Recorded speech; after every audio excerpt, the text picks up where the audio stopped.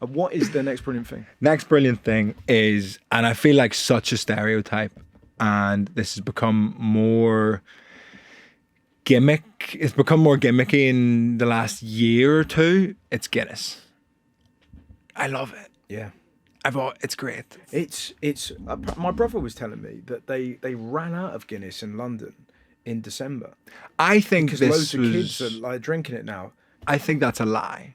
Right. Guinness are amazing at marketing. Right. It's like their big thing. That's the one thing they can do really, really well. They had probably the best COVID ad, like lockdown ad, because loads of booze companies were just like, well, we're not putting ads out. Yeah. Like, it's a lockdown, like people aren't in pubs. What would be the point? Particularly the like kind of draft pint thing.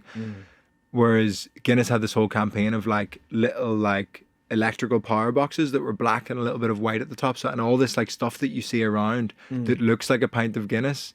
And the whole thing was like, we know you're missing us, we're missing you too. And it's like everything you see reminds you of a pint of Guinness. And it's just like, well, that's genius. Yeah. And it's playing the long game with the marketing thing. And I honestly think whether they either just put the word out that there was a shortage of Guinness for Christmas because too many people were drinking it, or whether they just didn't send enough. Yes. Again, playing the long game where it's like, we'll sell less this Christmas, but then we can do a campaign being like, we've extra stocked up. Yeah, or that's quite whatever good to do intro. the whole thing. But what I think as well is the Guinness Zero. Like I can't think of like another like that would have led a lot more people to Guinness. Do you know what I mean? Because people go, oh, you know that Guinness Zero is all right, and it tastes, you know, it's pretty similar to the can. But I mean, the can isn't as nice as an actual pint. No. but the two cans pretty indistinguishable. Yeah, 100%. And if it's done well, like I've had Guinness Zeros that are as good as like some pints of Guinness that you get in London. Yeah. And it's like, I think it's got to be the best non-alcoholic alternative thing. The good thing about Guinness is you can have 5 and you're all right. Like, do you know what I mean? Just because the 4%, you can just, and it's such a steady drink. And I remember talking to like Sam Neill, the actor, and he was on about wine, and he said of wine, it creates a conviviality. And the drink of it just creates an atmosphere. And I think like that with Guinness. Yeah. That and whether this is because it's meshed in with Irish people, but it lends itself. It feels to me like it lends itself to storytelling. It does. And kind of circular tables and, you know, the beer mats and somebody's flipping them and someone's talking and it's you know what I mean? And there's games and there's fun within it. Like people get very splitting the G. Well, there's that whole thing, but then even the pouring of it, like people get very angry about it. Like, you know, it doesn't actually do anything. Like letting it settle doesn't actually do anything. Yeah. And I'm like, you're missing the point. Yeah. It's like a ceremony. Yes. It's like a ritual that you have to wait for it. Yeah, that's a good point, isn't it? It's kind of, it is the only sort of ceremonial booze, other than, I can't think of anything else where there's a sort of tequila. There's like a thing. Yeah. Yeah. And the bomb, like the Jaeger bomb thing, Yeah. you like do a thing or whatever. But both of those are like, let's get fucked up quick. Yeah. Whereas the ceremony of Guinness is, well, let's take our time. Yeah. And get fucked up slow. Yeah. Do you know what I mean? It's like, but it's the only one where there's time taken to it. Yeah. I guess. Yeah. I guess. And it just but makes could that be the link for that advert of Tick followed Tock, you know, and the horse was coming out and the whole emphasis was on, like you say, the ceremony and the stillness of it, maybe. I don't know. Yeah, and just watching the kind of, and letting it settle, even once you have it.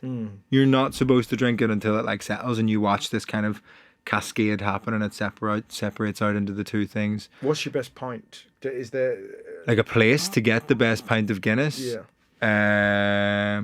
There's a place near where I grew up in Belfast called the Errigal Inn, and it's the place I worked when I was like 17, like a little Christmas, you know, like 2-month contract or whatever, collecting glasses, and then worked there again Christmas in my first year of uni, came back from London, got a job at the pub, and it's also where I did my first 20-minute set ever, and it went terribly. Oh God, that's hard, man. So bad. What were you thinking? My parents brought all their friends, and it went terribly. Jesus.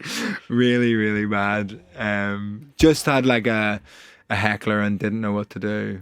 I wasn't like ready for that. You know, I had my 20, and if the stars all aligned, It was all fine. it would have been fine. But it was just this, I couldn't get it back on course after being knocked off What were course. the heckles? Can you remember? So she was like so visibly on her phone, Right. and then was like swirling out, like to the point where it was like it was so big Yeah. that I was like, that's really distracting. And she was like, well, you're supposed to be funny. And I was just like,